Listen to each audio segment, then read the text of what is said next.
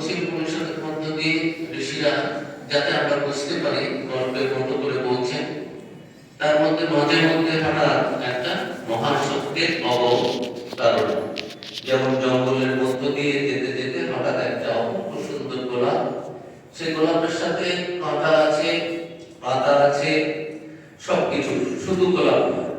এটা হচ্ছে উপনিষদ।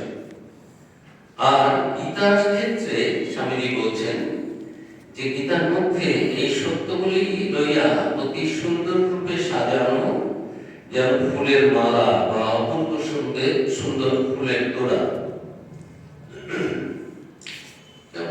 শব্দ আমার নিজের গলায় মনে হচ্ছে না এটা আমার গলা। এটা কি মাইকের জন্য নাকি শব্দটা জানলা করে বন্ধ আছে তাই?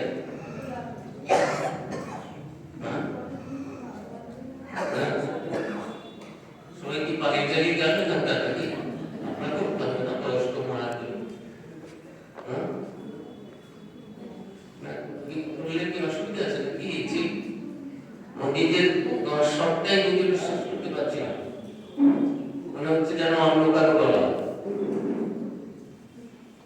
জানি না, হাতে খুলে দিলে কি হবে? কি চলছে দেখুন, এদিকটা খুলতে হবে। তাহলে একটু খুলে দেবে। হ্যাঁ, ও বাবা, মশা আসবে বলছে।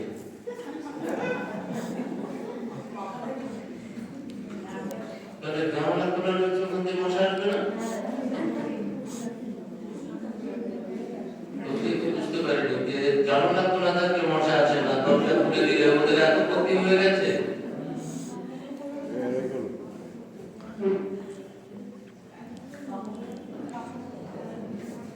পাখা যদি আপনাদের ঠান্ডা না গরম না লাগে তাহলে পাখা চালাবেন কেন? যাই হোক, জানি না কেন এই শব্দের ব্যবস্থাটা বলবো অধ্যক্ষ মহারাজকে যে ভাই এটাকে একটু ব্যবস্থা করে। ঢুকলে মনে হয় যেন একটা অন্য জগতে আছি সাউন্ড সিস্টেমটা। যাই হোক, আমরা এখন আবার আমাদের স্বামীজির কথা চলে আসি। স্বামীজি বলছেন যেন একটা ফুলের মালা, অপূর্ব সুন্দর সব সত্যগুলো নিয়ে গীতার মধ্য দিয়ে সুন্দর সাজানো হয়েছে, যেন ফুলের মালা অথবা একটা ফুলের তোড়া। উপনিষদ শ্রদ্ধার কথা উপনিষদে অনেক পাওয়া যায়, কিন্তু ভক্তি প্রসঙ্গে সেরকম কোনো কথা নাই বললেই হয়। গীতায় কিন্তু এই ভক্তির কথা পুনঃ পুনঃ উল্লিখিত হয়েছে এবং এই ভক্তির ভাব পরিস্ফুট হয়েছে, স্বামীজি বলছেন। এখন গীতার নূতনত্ব কি? অন্যান্য ধর্ম শাস্ত্র সঙ্গে তুলনা করলে গীতার নূতনত্ব কি? স্বামীজি বলছেন যে পূর্বে যোগ, জ্ঞান, ভক্তি আদি প্রচলিত ছিল বটে, কিন্তু সকলের মধ্যে পরস্পর বিবাদ ছিল। আমার ভাবটি বড়, অন্যদেরটা সেরকম ঠিক নয়, এই ভাবটি খুব প্রকটিত ছিল বিভিন্ন গোষ্ঠীর মধ্যে। যারা যে ভাবে আরাধনা করছেন তাদের সম্প্রদায়ের বাইরের কেউ হলে তাদের সঙ্গে কলহ থাকত, পরস্পর বিবাদ ছিল। ইহাদের মধ্যে সামঞ্জস্যের চেষ্টা কেউ করেন না। গীতাকার এই সামঞ্জস্যের বিশেষ চেষ্টা করিয়াছেন।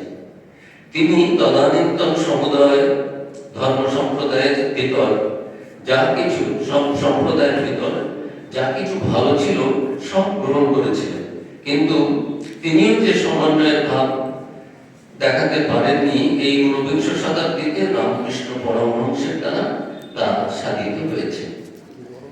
তৃতীয়ত নিষ্কাম কর্ম।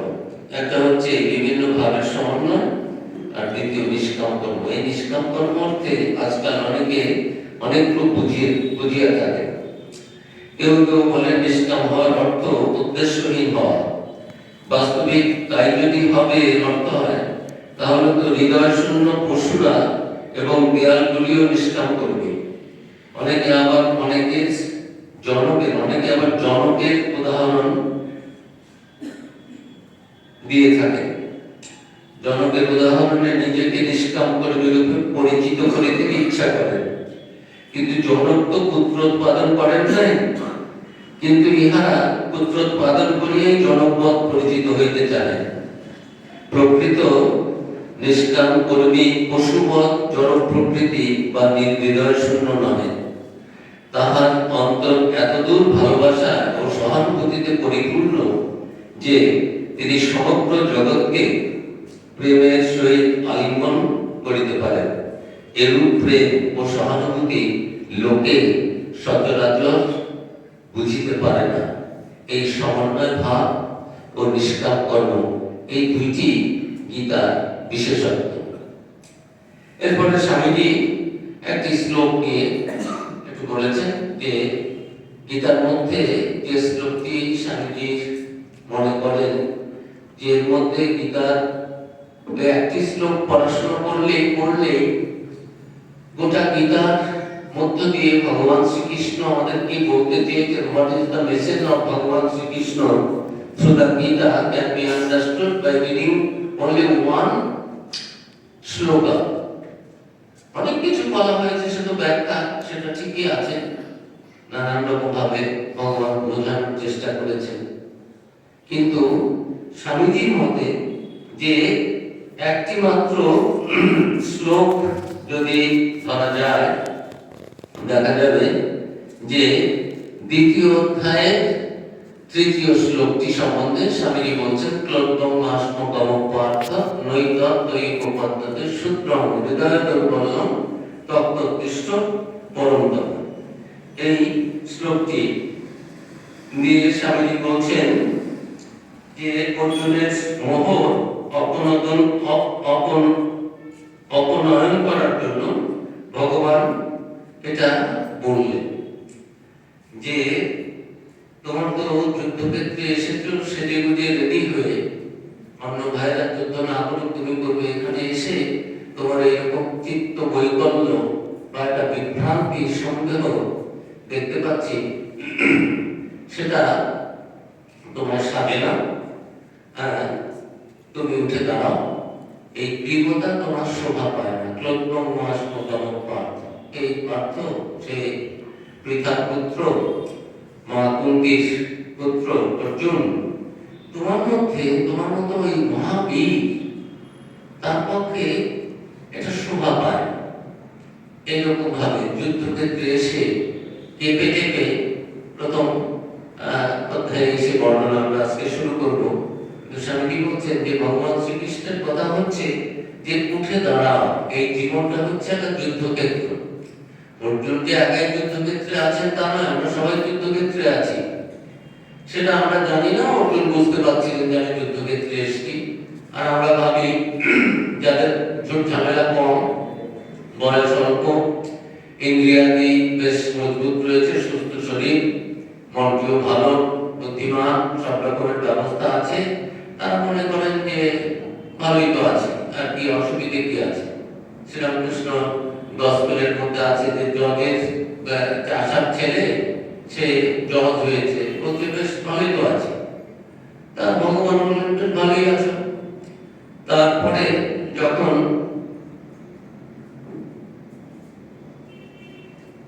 জজের চাকরি চলে গেল, আর তো কেউ সেই সম্মান নম্বর করছে না, স্যালুট দিচ্ছে না।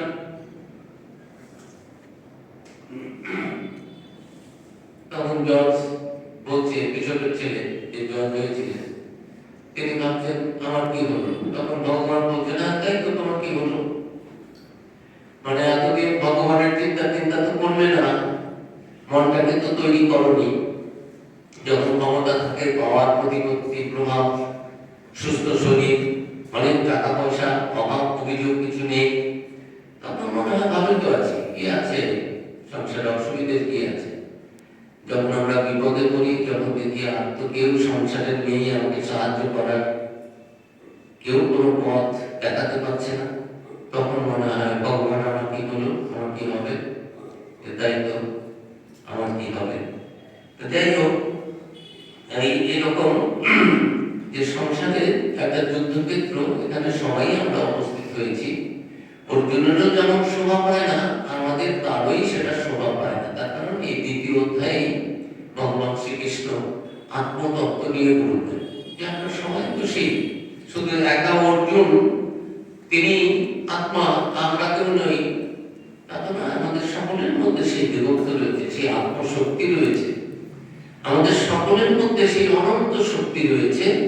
জগতের যে কোনো বাধা বিপত্তি সমস্যা সেগুলো সমাধান করার এবং বাধা বিপত্তিকে জয় করে পরাভূত করে আমরা আমাদের লক্ষ্যে এগিয়ে যাওয়ার মতো যে শক্তি ভগবান আমাদের সবাইকে দিয়েছে, শুধু অর্জুনকে দিয়েছে তা নয়। মেসেজটা হচ্ছে এটাই যে ভগবান শ্রীকৃষ্ণ অর্জুনকে এই বলেছেন, উঠে দাঁড়াও। সারা জীবনই কিছু না কিছু ছেলে মেয়েরা স্কুল কলেজে যারা পড়ে তারা ভাবে জীবনের আমার প্রবলেম কি, বাবা মাদের কোনো প্রবলেমই নেই, ভালোই আছে, স্কুল কলেজ যেতে হয় না, পরীক্ষা দিতে হয় না, ঠাকুমা ঠাকুর দাদা কারোই কোনো প্রবলেম নেই। যত প্রবলেম আমরা ছাত্র ছাত্রীরা স্কুলে টুলে যেতে হচ্ছে, এবং আমার ক্লাসে আমার মতো প্রবলেম যেন আর কেউ ফেস করেনি।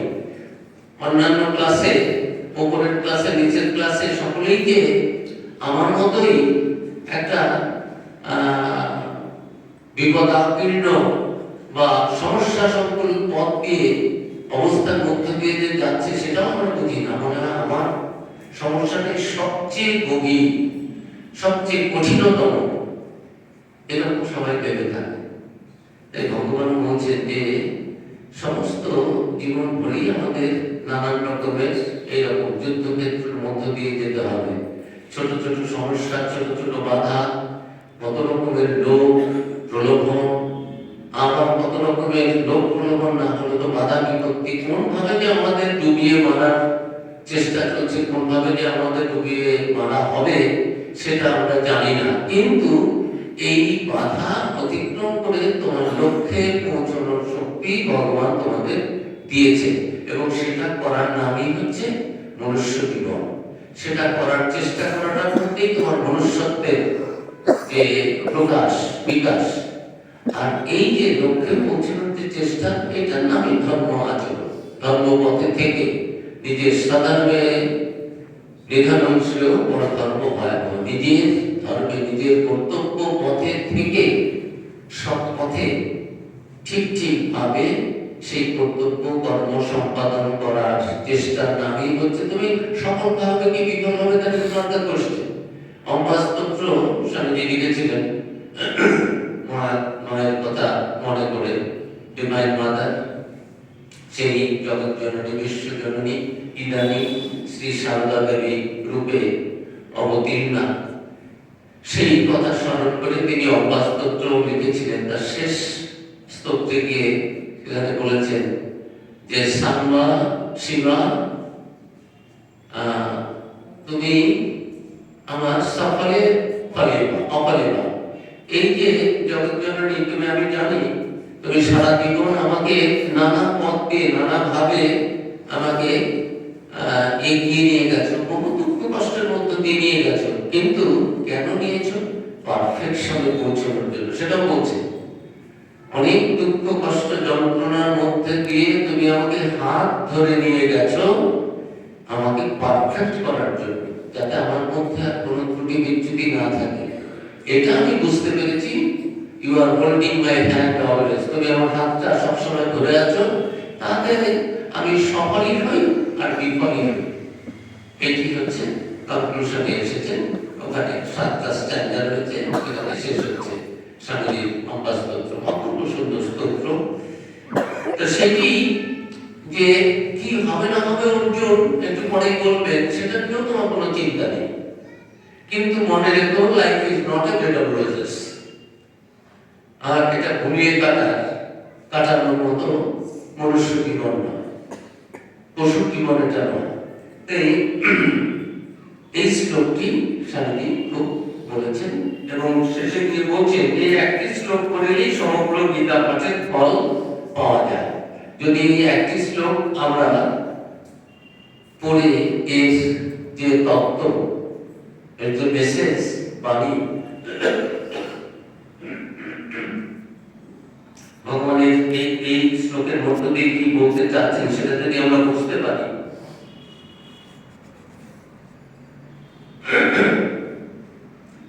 তাহলে গীতা পাঠের ফল হলো। আমি অষ্টাদশ অধ্যায় পড়লাম, মুখস্থ করলাম, কণ্ঠস্থ করলাম, কিন্তু জীবনে গ্রহণ করতে পারলাম না। কিন্তু সব শ্লোক মুখস্থ বলে যেতে পারি। আমার সেই গীতা পাঠের থেকে ওই একটি শ্লোক পড়ে সেই রকম ভাবে ভগবানের নির্দিষ্ট উপদেশ মেনে, নির্দেশ মেনে সেইভাবে জীবনযাপনের যে চেষ্টা করেছে বা করছে, তার পড়াশোনা জ্ঞান আমার থেকে অনেক বেশি এবং সেটাই সার্থক। আমার গীতা পাঠ সার্থক নয়, যদিও আমি 700 শ্লোকই মুখস্থ বলে দিতে পারি, তার যে অর্থ, শব্দের যে অর্থ, সেটাও বলে দিতে পারি। সেই জন্য ভগবান শ্রীকৃষ্ণ বলছেন যে গীতা গোটাটা পড়ার দরকার নেই, 10 বার গীতা বললে যা হয়, গীতার মেসেজ তাই। এই ত্যাগটা কি? ত্যাগ শুনলে আমাদের নানান ভয় হয়, আমরা গৃহস্থ মানুষ, আমাদের ত্যাগ কি করে আমরা করতে পারি, কত রকম দায় দায়িত্ব, সংসার, বাবা মা, স্বামী স্ত্রী, সন্তানাদি, আরো কত রকমের দায় দায়িত্ব থাকে। আমরা তখন খুব দায়িত্বশীল হয়ে উঠি। এমনি করি আমরা করি দায় দায়িত্ব, বাবা মাকে কাছে রেখে তাদের সেবা করি না করি, কিন্তু যেই কিছু ত্যাগ করার কথা বলা হবে তখন বলবো আমাদের এটা সম্ভব? মাস্টারমশাইয়ের মনেও প্রশ্ন এসেছিল কথাগুলিতে। ঠাকুর যেই বলেছেন সাধু সঙ্গ করবে, সংসারে এরকম থাকবে, ভগবানের নাম চিন্তা করবে, জপ তপ করবে, গোপনে করবে, মশাটা ভিতরে বসে করবে, হ্যাঁ, এ সমস্ত বলছেন যখন, এবং মাঝখানে যে বলেছেন যে সংসারে কি করে থাকতে হয়, তখন বললেন এই বড় লোকের বাড়ির ঝিয়ের মতো থাকবে, হাতে কাঁঠাল রেখে, হাতে তেল মেখে কাঁঠাল ভাঙবে, তারপরে মনটা সবসময় ঈশ্বরে রাখবে। রাখা যায় কেন? এরকম করে শ্রীরামকৃষ্ণ উপমা, শ্রীরামকৃষ্ণ বলছেন এইগুলো কচ্ছপগুলো থাকে সমুদ্রে, কিন্তু মনটা করে রয়েছে আড়াতে, যেখানে সে ওগুলো পাখিটাকে অন্য কোনো প্রাণী এসে খেয়ে না ফেলে, সেই জন্য একটু বালির নিচে চাপা দিয়ে রেখেছে। এটা রেখে জলে কোন সমুদ্রে কোথায় ডুবছে, কোথায় ঘুরছে, ঠিক তার যে দিন ঠিক সেখানে আসতে পারছে। এদিকে আমরা ভাবি এদের কোনো বুদ্ধি নেই, শক্তি নেই, কিরকম এই সমস্ত মানুষের তুলনায়, কিন্তু ওরা ওদের কর্তব্যটা, দায়িত্বটা মা হিসেবে সেটা ঠিক পালন করছে। আর আমরা শিক্ষিত, তথাকথিত শিক্ষিত হয়েও আমাদের বাবা মাদের প্রতি কর্তব্য, সমাজের প্রতি কর্তব্য, এবং ছেলে মেয়েগুলোর প্রতিও কর্তব্য। ছেলে মেয়ে কি মানে, খুব করে স্কুলে যাও, কলেজে যাও, চুরি করে হোক, নকল করে হোক, খাতা টুকে হোক, নম্বরটা এনে দিয়ে হোক, মানুষ যেমনই হোক। এগুলো এক ধরনের অজ্ঞান, এক ধরনের কেন, এটাই তো বড় অজ্ঞানতা, যে মনুষ্য জীবনের উদ্দেশ্য একটা মানুষের মতো মানুষ হওয়া, সেটা দিকে না গিয়ে একটা কি তৈরি করছি নিজেই জানি না। শেষে সেই ছেলে মেয়ে বড় হয়ে আর বাবা মাকে দেখে না, সমাজের কোনো কিছুই বাবা মাকেই দেখে না, আবার অন্যদের প্রতি তাদের দায়িত্ব কর্তব্য পালন করবে। সমাজের এত খারাপ অবস্থা কেন?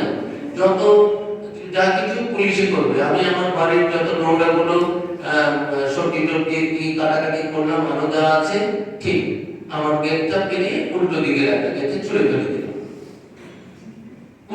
পুলিশ গিয়ে কেন নিচ্ছে না? মিউনিসিপ্যালিটি কি কাজ করছে, তারা কেন নিচ্ছে না? আমার কি ডিউটি যে আমি যেখানে সেখানে সেটা ফেলে দেবো, রাস্তার ঘাটে ফেলাম, প্লাস্টিকের বোতলটা ফেলে দিলাম, যে কোনো একটা সাধারণ মিথ্যে কথা বলে দিলাম, কাছেই দেখলাম পুলিশ জিজ্ঞেস করলো আচ্ছা এখান দিয়ে একজন গেল, আমি দেখলাম যে না, সত্য কথা বলবো না, মিথ্যে কথা আরেক বলে দিলাম, হঠাৎ একটা সুযোগ পেলাম, কেউ নেই, এটা চুরি করে নিলাম, আমি যেমন খুশি হব, কিন্তু অপরে যেন ঠিক সাধু, সন্ন্যাসী, ত্যাগী, ঋষিমুনির মতো হবে। এর থেকে অজ্ঞান আর কি আছে? তো যাই হোক, ভগবানের যে গীতা কর্ম আমরা বাকিটা তো এগুলো পড়ার জন্য বেশ জানছি ভগবান কি কি বলেছেন, কিন্তু গীতার যে বাণী, যেটা আমাদের গ্রহণ করতে বলেছেন ঠাকুর, মা, স্বামীজি এই যুগে এসেছেন, বলেছেন ভগবান শ্রীকৃষ্ণ বলেছেন, ফল টলের দিকে তাকিও না, তুমি সৎ পথে থেকে তোমাকে যে কর্তব্যটি, যে কর্মটি দেওয়া হয়েছে, সেটা তুমি খুব সুন্দরভাবে সম্পূর্ণ মন দিয়ে as perfect, as best as possible, as perfect as possible, আমরা কেউ তো পারফেক্ট নই, এই জগবিশ্ব ব্রহ্মাণ্ডে একমাত্র পারফেক্ট হচ্ছেন তিনি। ঈশ্বর ছাড়া আমাদের সকলেরই ত্রুটি বিচ্যুতি হয়, তিনি শুধু পারফেক্ট। কিন্তু আমাদের ভুল হবে মনে করে প্রতি মুহূর্তে ভুল করবো বা ভুল করতে নেই সেটা মন থেকে উড়িয়ে দিয়ে যেমন কিছু করবো বা ভুলই করবো, সেটা তো আর জীবনের উদ্দেশ্য হতে পারে না। তো ভগবান খুব সুন্দর করে অর্জুনকে সামনে রেখে আমাদের জন্য বলছেন, তোমাদের মধ্যে অনন্ত শক্তি রয়েছে। পৃথিবীতে, বিশ্বে যে কোনো জন্মই, আমরা অনেক জন্ম পশু ছিলাম, গাছপালা, এই লোকে কি বলে অ্যানিমাল কিংডম, আর ওটা হচ্ছে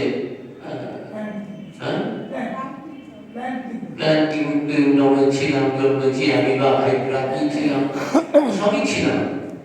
তাদেরও প্রত্যেককেই স্ট্রাগল করতে হচ্ছে। আমাদেরও সেই পারফেক্ট পর্যন্ত আমাদের চেষ্টা করতে হবে। এবং ভগবান বলছেন সেই শক্তি তোমার আছে অর্জুন। মানে সে জীবাত্মা, আমরা সকলেই জীব, যে তোমাদের ভেতরে সেই দেবত্ব, ঈশ্বরত্ব, ব্রহ্মত্ব রয়েছে। তোমরা সেটা ঠিক পথে থেকে চেষ্টা করে যাও আনফোল্ডমেন্টের জন্য। দেখবে একটা সময় হবে, এই জীবনে হবে কি কোন জীবনে হবে, তাই জন্য কান্নাকাটির দরকার নেই। ঘুমিয়েও থাকবে না, আবার একেবারে হ্যাঁ এই জীবন আমি মুক্ত হব না, এই জীবন আমার ভগবান লাভ হবে না, এতেও ভেঙে পড়বে না। তোমার মতো এরকম বহু জীবন গেছে। স্বামীজি বলছেন শিষ্যদের, আরে বাবা, ভগবান লাভ, ব্রহ্মজ্ঞান, মুক্তি ছেড়ে দে না। এত তো সাধারণত বলা হয় হিন্দু শাস্ত্র মতে যে 8,84,00,000, 8.4 বিলিয়ন, 84,00,000 বিভিন্ন জনিতে গিয়ে জন্মলাভ করে আমরা এই মনুষ্য জীবন পেয়েছি। সেই মনুষ্য জীবনের মধ্যে দিয়ে আমার একটা সাধারণ মানুষ, একটা পশু মানুষ, তারপরে একটু উঠলাম, একটু ভালো হলাম, তারপরে দেব মানব হয়ে যাবো। এইরকম কত জীবন লাগবে তার কোনো ঠিক নেই। স্বামী বলছেন কত জীবন তো মুক্তি চুক্তি ছিল না, মুক্ত ছিল না, আর একটা জীবন মানুষের সেবার জন্য দিয়ে দাও না। মানুষ একটু শান্তি পাক, একটু আনন্দ পাক, নিজেকে উজাড় করে দাও। শুধু আমার মুক্তি ভাবছ, একটা জীবন যাক না। তোমাদের এত ভালোবাসি, তবু মনে হয় কি যে পরার্থে অপরের জন্য কাজ করতে করতে তোমরা শরীর ত্যাগ করো। তোমাদের আমি এত ভালোবাসি, নিজের শিষ্যদের বলছি। আর যে ভাবছো যে আমি শুধু জপ ধ্যান করে আমার নিজের মুক্তিটা জোগাড় করে নেব, সে মূর্খের সঙ্গে বাস করছে। ওটাও এক ধরনের স্বার্থপরতা। যদি নিজের মুক্তি চাও, তাহলে যারা বদ্ধ হয়ে রয়েছে তাদের মুক্তির চেষ্টা করো। যদি নিজে আনন্দ চাও, তাহলে সবার মনে আনন্দ দেওয়ার চেষ্টা করো। What a wonderful practical instruction! স্বামী নিজে বলছে যে সবাই বদ্ধ হয়ে থাকবে, সবাই পরীক্ষা ফেল করো। আমি এমন পরীক্ষা দেবো শুধু আমি পাস করবো। সবাই চাকরি বাকরি শূন্য থাকুক, শুধু আমার যেন চাকরিটা হয়। কিন্তু কোনো ভাগ্য ছাড়া কোনো মানুষের কল্পনা এগুলো হতে পারে? এগুলো স্বামীজি না পড়লে বুঝতে পারতাম না, ভাবতাম সংসারটাতে এইরকমই। স্বামীজি চোখ খুলে দিলেন। এই গীতার মধ্যে যে এত সব অর্থ ছিল, স্বামীজি এসে প্রথম গীতাটাকে এরকম ভাবে আমাদের সকলের মনের মধ্যে গেঁথে দিয়েছেন। না তো গীতা নিয়ে আমরা ভাবতাম গীতা মানে একটা রয়েছে, বেশ একটু সব হয়ে গেল না। গীতাতে যে কথা বলা রয়েছে, মহৎ তত্ত্ব রয়েছে, সেটা নিজের জীবনে উপলব্ধি করে সেই মতো করে নিষ্কাম ভাবে, নিরাসক্ত ভাবে ঈশ্বরের সমস্ত কর্মের ফল সমর্পণ করে আনন্দিত চিত্তে নিঃস্বার্থ ভাবে বেস্ট যতটুকু সম্ভব তোমার দ্বারা ততটুকু সেইভাবে কাজ করার চেষ্টা করো। কোনো রকম ভাবে ম্যানেজ করে দিলাম, তাহলে আমার মুক্তির ক্ষেত্রে আমি ওইরকম ম্যানেজ করবো, ধ্যান করতে গিয়েও আমি ওইরকম ম্যানেজ করবো। যারা সব ব্যাপারে ম্যানেজ করতে চায়, এখানে কেউ নেই, হ্যাঁ, কোনো রকম ছাড় দিয়েছি, কারণ ছাড় দিইনি তা নয়, কিন্তু নোটার সব ঠিকই আছে। কিন্তু ঝাড় আমি দিয়ে গেছি। অনেক জায়গায় টেবিল মুছে দেয়, আমরা যাই তো বিভিন্ন আশ্রমে, সব আশ্রমে না, আমাদের নিজেদের সেন্টারগুলো আছে, আবার প্রাইভেট আশ্রমও আছে। হ্যাঁ, কোনো না কোনো কেউ তো দায়িত্ব আছে, বলে মানুষ আসবে না, আজকে গেস্ট রুমটা ভালো করে পরিষ্কার করে রাখবে, মুছে টুচে রাখবি। আমরা গিয়ে দেখি এরকম করে হাত দিয়ে সমাজশ্রমী হয় তা না, দেখা যাচ্ছে সে যে মোছে নাই তা নয়, সে মুছেছে চাকরি করার জন্য। চাকরিটা করার যদি কেউ লেগে থাকে দেখার পেছনে, তাহলে আমি একটু ভালো করে বসলাম পড়লাম, আর তা না হলে ওই ওই রকমই রয়েছে, সব নোংরা লেগে আছে। হ্যাঙ্গার রয়েছে, সেই হ্যাঙ্গারটা জামাটা তার মধ্যে রাখা যাবে না, তারপরে যাবে। এই সমস্ত ওই কাজের জন্য কিন্তু একজন লোক রয়েছে, সেজন্য কিন্তু সে বেতন পাচ্ছে, বা তার সেটা তাকে দেখাশোনা করার জন্য কিন্তু কোন ভক্ত বা সাধু বা ব্রহ্মচারী সুপারভাইজার আছে, তাকে দেখার জন্য আরেকজন আছে। কিন্তু এই রকম ভাবে ভগবান বলছেন তোমার ভিতরে আত্মার শক্তি রয়েছে, আমরা কেউ আছে দেখি কাজ করবো কেন? It's my duty.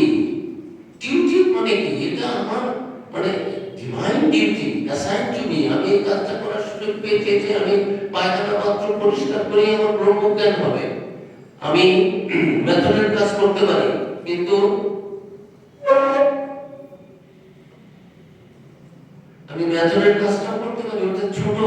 আমি রাজার কাজ করলাম, পণ্ডিতের কাজ করলাম, পুজোর কাজ করলাম, তাহলে তো যত মুক্তি সব আমাদের পূজারী মহারাজদের হবে।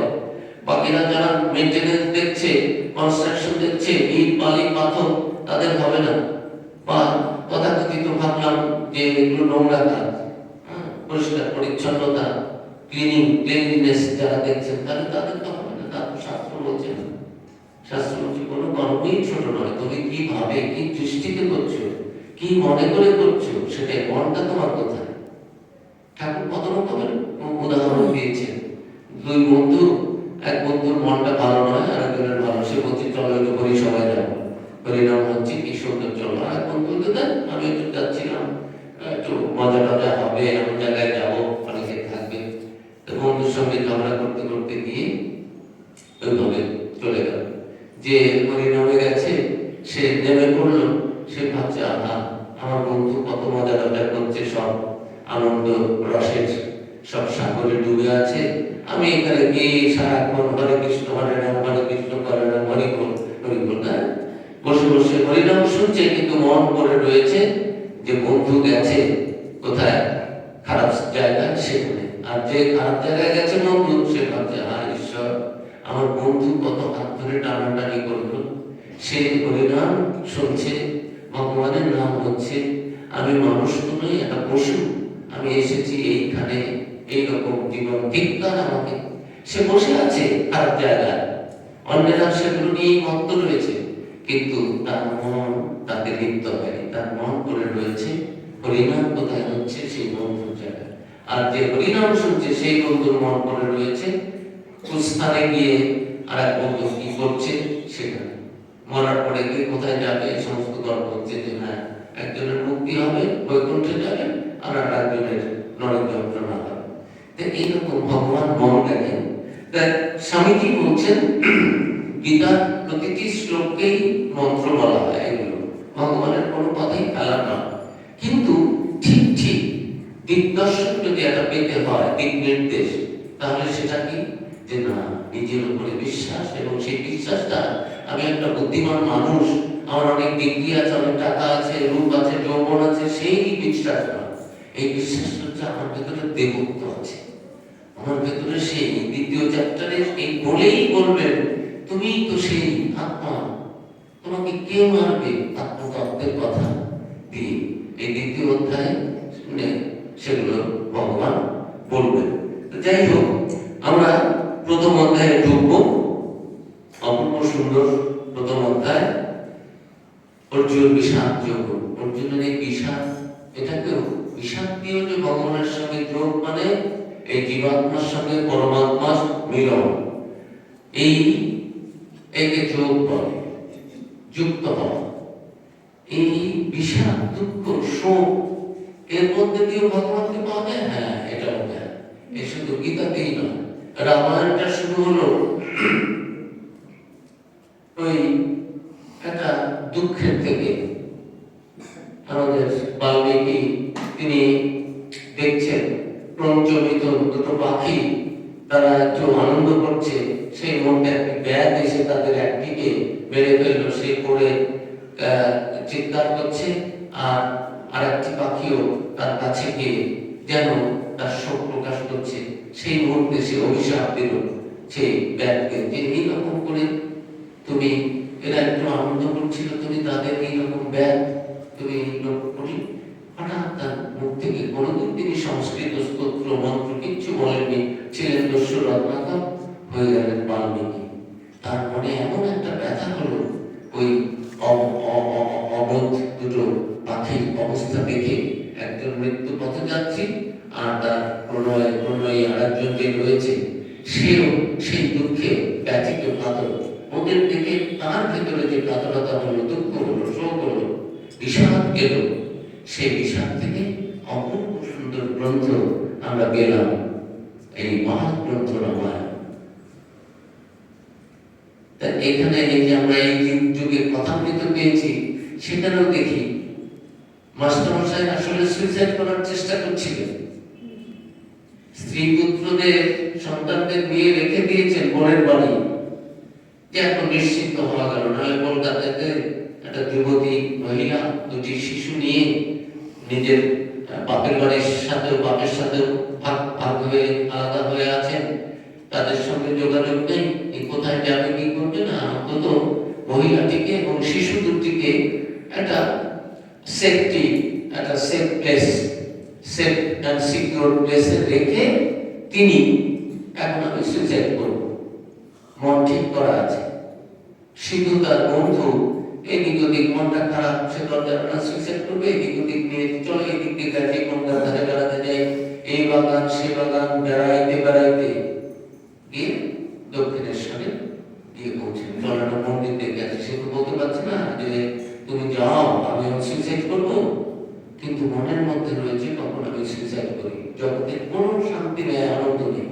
শ্রীরামকৃষ্ণের কাছে এসে আহা কি সুন্দর স্থান, আহা কি সুন্দর মানুষ, আহা কি সুন্দর কথা তিনি লিখছেন, যিনি গত প্রায় কয়েকটি বছর ধরে পড়িয়ে আনন্দ পাচ্ছেন না, ছাত্রতে আনন্দ পাচ্ছেন না, স্ত্রীতে আনন্দ পাচ্ছেন না, সন্তানদের মধ্যে আনন্দ পাচ্ছেন না। যারা মাস্টারমশাই হন তাদের ছাত্র ছাত্রীদের প্রতি একটা দুর্বলতা থাকে, তাদের দেখে আনন্দিত হন, নিজের পরিবারের দুঃখ কষ্ট অনেক সময় ভুলে যান ছাত্র ছাত্রীদের দেখে। তিনি এত ভালো শিক্ষক ছিলেন, তার ছাত্ররা বলেছেন সব যে এমন অপূর্ব জ্ঞানী এবং চরিত্রবান এবং সমানুভূতি, সময় একেবারে কি পাঞ্চুয়াল ছিলেন মাস্টারমশাই। তার বর্ণনা রয়েছে ছাত্ররা যারা ছিলেন তাদের কাছ থেকে।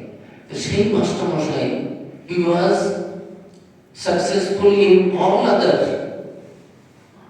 places, কিন্তু যেটা স্বামী স্ত্রীর যে দাম্পত্য জীবনে, পারিবারিক জীবনে, সেখানে তিনি ফেল দিয়েছেন এবং সেই জন্যই তিনি মানে শোকগ্রস্ত একটা মানুষ, মনে আনন্দ নেই। এই কথা মৃত তৈরি হয়ে গেল, মৃত্যুর কথা ভুলে গেলেন, সুইসাইডের কথা ভুলে গেলেন, বউকে নিয়ে পড়ছে না ভুলে গেলেন, বাবা মার সঙ্গে আলাদা বাড়ি করে আছেন, সেটা সমস্ত সব ভুলে গিয়ে বলছেন আবার মন আসতে চাচ্ছে। তো এরকম শোক থেকে, তার থেকে আমরা আরো বেশি করে ভগবানের দিকে আমাদের মন যায়। কাজে প্রথম চ্যাপ্টারটাই রয়েছে অর্জুন বিষাদ, অর্জুনের মনে বিষাদ যে কি হবে এদের মেরে টেনে, কাকে নিয়ে, কার জন্য এই সংসার, কাদের জন্য আমরা যুদ্ধ জয় করবো। এই সবাই যদি মরেই যায় তাহলে আমাদের এই রাজ্য জয়লাভের যে আনন্দ, সে কার সঙ্গে ভাগাভাগি করবো? আর এটা কি একটা মানুষের জীবন হয়? এত রক্তের পরে সবাই তো এখানে এসছে মরার জন্য, আমি তো মারবো কতজনকে, আরো অন্যান্যরা পরস্পর মারামারি করে সব শেষ করে তাহলে কার জন্য রাজত্ব, কার জন্য রাজ্য, এত যুদ্ধ, এই সমস্ত তার এখানে এসে মনের মধ্যে শোক, দুঃখ, একটা বিহ্বল অবস্থা, দাঁড়াতে পারছে না। এত বড় মানুষ, এত বীর, কাঁপছে, হাত থেকে গান্ডি খুলে পড়ে যাচ্ছে, নিজেও বসে পড়লেন, দাঁড়িয়েই থাকতে পারলেন, এরকম একটা অবস্থা। তার থেকে এই যে বিষাদের মধ্য দিয়ে একটা এই জগতের জাগতিক যা কিছু পাচ্ছি, এর বাইরেও কিছু আছে যা পেলে আমাদের এই সমস্ত জাগতিক দেহ ধারণের ক্ষেত্রে যে কত রকমের যে দুঃখ কষ্ট বাধা বিঘ্ন, যদি সেই বস্তুকে পাওয়া যায় তাহলে জাগতিক কোনো বস্তুর প্রতি আর আমাদের হারানোতেও দুঃখ হয় না, পাওয়ার জন্য কোনো আকর্ষণ হয় না। যেমন লব্ধা চাপরম লাভম মন্যতে নাধিকম তৎ, যাকে পেলে আর কিছু পাওয়ার ইচ্ছা হয় না, আর যা হারালে মনে হয় না আমার কিছু হারিয়েছে, সেরকম অবস্থা। অর্জুনের যদি ওই মানসিক অবস্থা না হতো তো কিনতেই হতো না। অর্জুন বলছেন দেখেই তো, পড়ে গেলেন দেখেই তো, ওঠো ওঠো যুদ্ধ করো, কি হয়েছে তোমার? না এই সব বলে বলছেন যে আমার মাথা খাওয়ার কাজ করছে, আমি যুদ্ধ করবো, এর মধ্যে কি ভালো? আমি কোনো ভালো দেখতে পাচ্ছি না। এই প্রথম অধ্যায়টা মহাভারতে ভগবান শ্রীকৃষ্ণের চরিত্র, শ্রীকৃষ্ণই তো বলবেন এখানে, তিনি তো আমাদের সকলের জন্য অর্জুনকে সামনে রেখে আমাদের উপদেশ দেবেন যে এই অর্জুন বিষাদ যুগে শুরু হচ্ছে শ্রীকৃষ্ণের চরিত্র সবচেয়ে শ্রেষ্ঠ। শ্রীকৃষ্ণ পরব্রহ্ম অবতার রূপে অধর্মের নাশ ও ধর্মের অভ্যুদয়ের জন্য দেহ ধারণ করেছেন।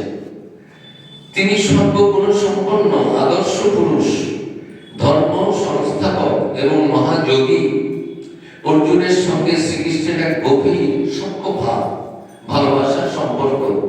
অর্জুন তার সকল কাজে শ্রীকৃষ্ণের কাছ থেকে পরামর্শ নেন, শ্রীকৃষ্ণের কথা ছাড়া কোনো কিছু করেন না। এবং কুরুক্ষেত্রের যুদ্ধে দুজনেই, অর্জুন এবং দুর্যোধন দুজনেই গিয়েছিলেন তার সাহায্য চাইতে। কুরুক্ষেত্রের যুদ্ধে শ্রীকৃষ্ণ তার নারায়ণ সেনা দিয়ে দুর্যোধনকে 10,000 নারায়ণ সেনা দিয়ে দিচ্ছি, নিয়ে যাও, তারা আমার মতোই যুদ্ধ করবে। তিনি তাতেই খুশি দুর্যোধন। আর অর্জুন বললেন যে আমি যুদ্ধ করবো না, অস্ত্র ধরবো না। ঠিক আছে, তাহলে তুমি আমার সারথি হও। তিনি বললেন সেই তার সারথির দায়িত্বটি তিনি গ্রহণ করবেন এবং নির্লিপ্ত থাকলেন যুদ্ধে ভগবান শ্রীকৃষ্ণ। কুরুক্ষেত্রের মহাযুদ্ধ আরম্ভ হচ্ছে, দুপক্ষে কুরুক্ষেত্রে সজ্জিত। অর্জুন এক অত্যন্ত সংকটময় পরিস্থিতিতে পড়েছেন, তার মন আজ শোকে দুঃখে খুবই ব্যথিত। তিনি যদিও ধর্ম ও সত্যকে রক্ষার জন্য অধর্ম ও অসত্যের বিরুদ্ধে যুদ্ধ করতে এসেছেন, কিন্তু এই গৃহযুদ্ধে পরম আত্মীয়দের দেখে তার মন যেন অনার্য ভাব, তমগুণের প্রভাবে খাদ্য ধর্ম ভুলে গিয়ে স্বধর্ম পালন করতে যেন তিনি অসমর্থ হচ্ছেন। মন দুর্বল চঞ্চল হয়েছে। তাই এই দুর্বলতা বা তমগুণজাত যে অজ্ঞান, সেটা তার বিবেককে যেন আবরিত করে রেখেছে, বুদ্ধিকে বিভ্রান্ত করছে, মোহগ্রস্ত করে রেখেছে। এই অজ্ঞান মোহটি স্বরূপকে আবৃত করে জীবের আত্মজ্ঞান বা স্বরূপ জ্ঞান প্রকাশে বাধা দেয়। সত্যগুণ জ্ঞানের প্রকাশক, তমগুণ সত্যগুণের বিরোধী। তমগুণের জন্য মানুষের সৎ বস্তুতে অসৎ ভ্রম হয়। যেটা সত্য সেটা কোনো একটা অসৎ, এটা আমার দরকার নেই। আর যেটা সৎ অসৎ সেটা কোনো এটাই তো ভালো, এটাই আমার চাই, এরকম হয় মানুষের। তমগুণ এলে সৎ বস্তুতে অসতের ভ্রম হয়। কাজে সত্যগুণ যেমন জ্ঞানের প্রকাশক, তমগুণ তেমন জ্ঞানের আবরণ, ভ্রম ও মোহের উৎপাদক। তমগুণ ও জীবের কর্ম প্রচেষ্টা হ্রাস করে। তমগুণ জীবের কর্ম প্রচেষ্টা হ্রাস করে, মনকে দুর্বল করে, আলস্য উৎপাদন করে, বিকৃত বুদ্ধির প্রকাশ করে এবং তমগুণ থেকে প্রমাদ এবং ভ্রম জন্মায়, মোহ সৃষ্টি করে। তমগুণের কাজ মোহের দ্বারা জীবের বিচার বুদ্ধিকে